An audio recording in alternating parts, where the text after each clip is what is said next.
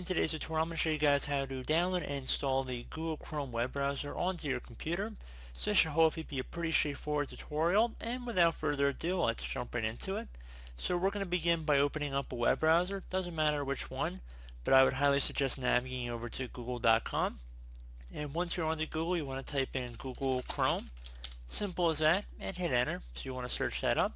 One of the best matches should be for a Google domain. This is Chrome web browser or something along those lines. You just want to left click on it once to open it up.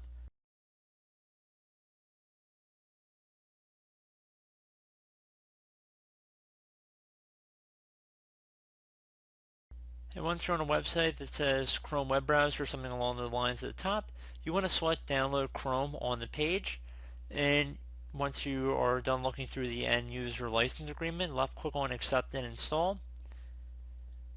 Depending on what web browser you're using, the download process of the installer might look a little bit different. But in Firefox, it's going to come up here, and then I'm just going to left click on the file once to run it. Left click on run for the security notification to allow Chrome to install. And if you receive a user account control window, make sure it says a verified publisher in here is Google Inc. And then left click on yes to confirm.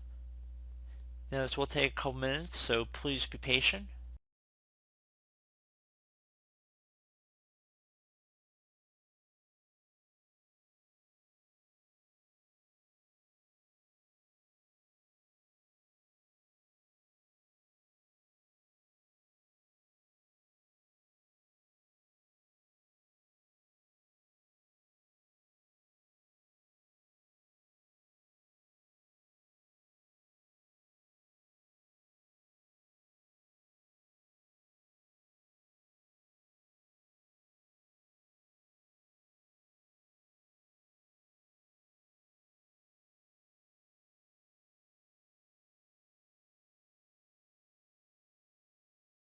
Okay, so you can see Google Chrome has been installed.